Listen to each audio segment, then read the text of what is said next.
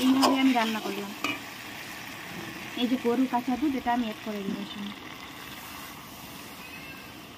আমরা সবসময় খাই, আজকে আমি চিকেন কষা রান্না করব গরুর কাঁচা দুধ দিয়ে। আজকের স্পেশাল মেনু হচ্ছে যে গরুর কাঁচা দুধের চিকেন কষা রান্না করব। নিয়েছি হাফ কিলোর মতো চিকেন,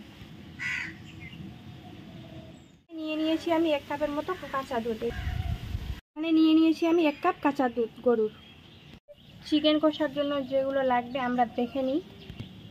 পেঁয়াজ কুচি, টমেটো কুচি, রসুন, আদা, এখানে আছে 6 থেকে 7টা শুকনো লঙ্কা, এই যে গোলমরিচ, ছোটো এলাচ, দালচিনি, লবঙ্গ আমরা নিয়ে নিয়েছি, এটা আমরা থেতো করে নিব। জিরা, গোটা জিরে, লবণ, হলুদ, সানরাইজের গুঁড়া মশলা, তেজপাতা 2টো, তারপর লাগবে চিনি। আমি আদা, রসুন, শুকনো লঙ্কা, জিরে আর কালো এলাচ, ছোট এলাচ মানে লং, ওগুলো আমি থেতো করে নেব, এখন বেটে নেব সব। এই যে আমি রসুন বেটে নিচ্ছি এখানে, তারপর বাটবো আদা, তারপর জিরে। এই যে আমি বাটছি এখানে রসুন, তারপর বাটবো আদা, জিরে, তারপর দালচিনি, লবঙ্গ, ছোট এলাচ, বড় এলাচ, তারপর ওই যে শুকনো লঙ্কা, সব উপকরণগুলো আমি একটা একটা করে বেটে নিচ্ছি এখন।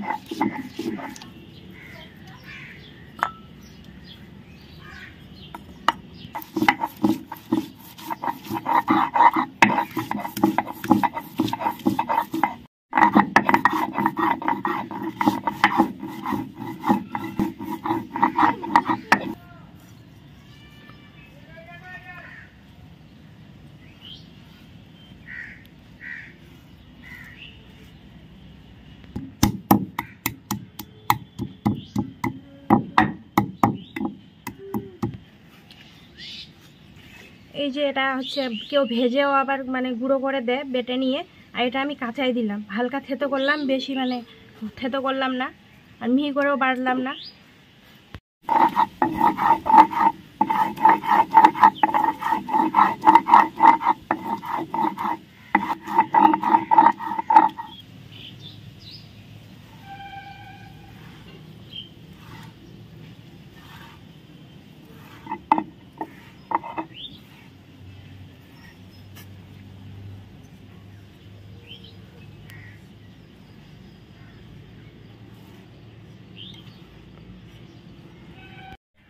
আমার সবকটা মশলা বাটা হয়ে গেছে, এখানে আমি কাঁচা মশলা ব্যবহার করলাম, কোনো ভাজা মশলা করব না, শুধু সানরাইজ গরম মশলার গুঁড়োর প্যাকেটটা সবার শেষে ব্যবহার দিব।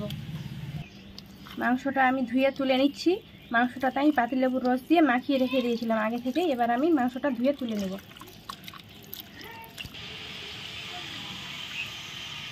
এই যে মাংসটা এইভাবে চাপ দিয়ে দিয়ে তুলবে, তাহলে জলটা পড়ে যাবে। এই দিয়ে হাত দিয়ে চেপে চেপে নিবে এইভাবে, তাহলে জলটা থাকবে না, ঝরে পড়ে যাবে। আর আমি কড়াইতে দিয়ে দিলাম মশলা দিয়ে মাখবো বলে।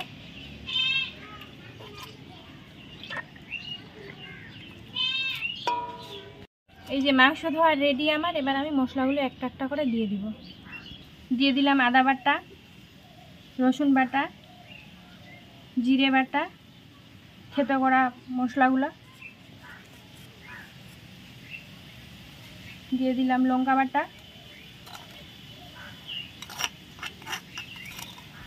লঙ্কা বাটা অনেকখানি হয়েছে, ঝাল হয়ে যাবে, অল্প করে দিব।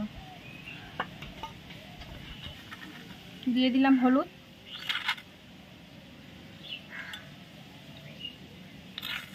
লবণ, টমেটো কুচি,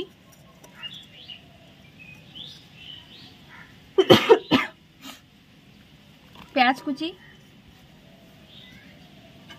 আর 1 চামচের মতো চিনি।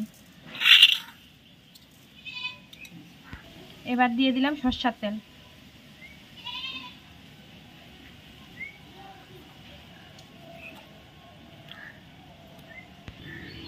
এবার আমি এটা ভালোভাবে মিক্স করে নেব এটার সঙ্গে পুরোটা।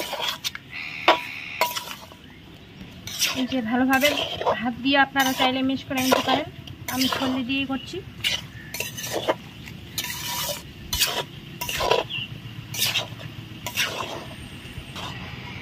এই যে ভালোভাবে মিক্স করে নেবেন, আপনারা চাইলে হাত দিয়েও করে নিতে পারেন, আমি ছল্লি দিয়ে করে নিলাম।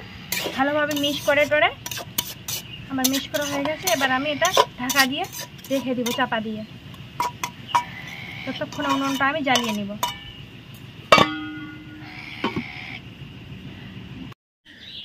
এবার আমি উনুনটা জ্বালিয়ে নিচ্ছি।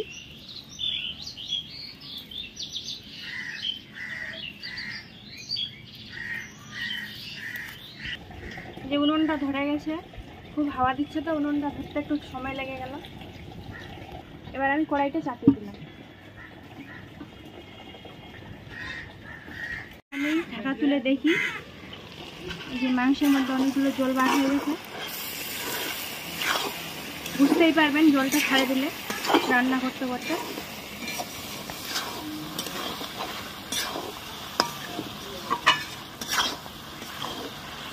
এটা ভালোভাবে কষবো যাতে টমেটো পেঁয়াজ সব কিছু সেদ্ধ হয়ে যায় ভালোভাবে। এইভাবে আমরা 5 থেকে 7 মিনিট মতো কষবো মাংসটা ভালোভাবে। যেন টমেটো মশলা, কারণ যেহেতু আমরা সব কাঁচা মশলা দিয়েছি বেটে,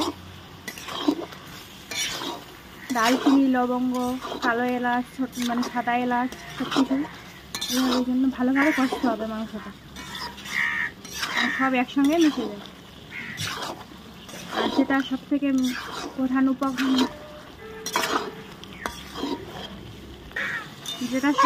প্রধান উপকরণ গরুর কাঁচা দুধ, সেটা আমরা এখন দিব না, আরও কিছুক্ষণ পর দিব। মাংসটা ভালোভাবে কষার পর দিব।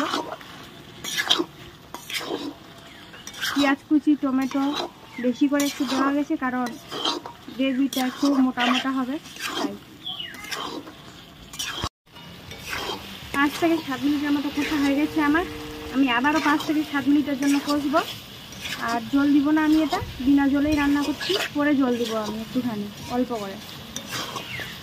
এভাবেই আমি কষবো মাংসটাকে। আবারও আমার 5 থেকে 7 মিনিটের মতো কষা হয়ে গেল। এবার যে প্রধান উপকরণ আমাদের গরুর কাঁচা দুধ, এটা আমি অ্যাড করে দিব এর সঙ্গে। আমি কিন্তু এটাতে একবারও জল ঠেকাইনি, 1 চিমটিও জল দিইনি। এইভাবে আমি রান্না করলাম। এই যে গরুর কাঁচা দুধ, এটা আমি অ্যাড করে দিব এর সঙ্গে।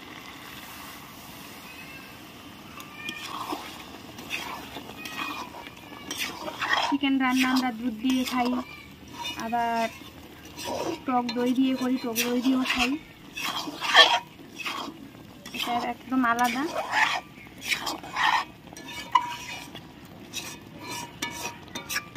এটার সঙ্গে অল্প একটু আমি জল অ্যাড করে দেবো। যে জল দিয়ে দিলাম।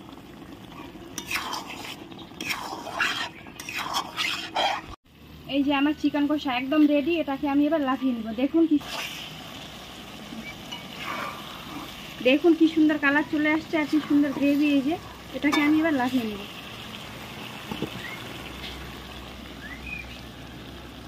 এই যে সানরাইজের মানে গরম মশলা একটু গুঁড়া আমি দিয়ে দিলাম, অল্প করে দিব।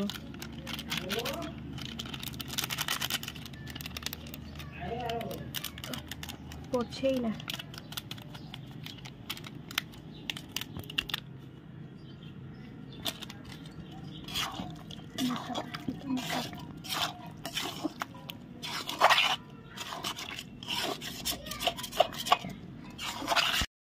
এই যে আমার চিকেন কষা রেডি। আপনারা অনেকেই টক দই দিয়ে মানে চিকেন কষা খেয়েছেন, করেছেন বাড়িতে।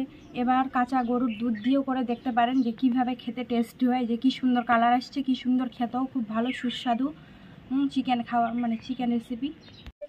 এইরকম সুন্দর সুন্দর রেসিপি পেতে আমার চ্যানেলটা লাইক শেয়ার অ্যান্ড সাবস্ক্রাইব করুন।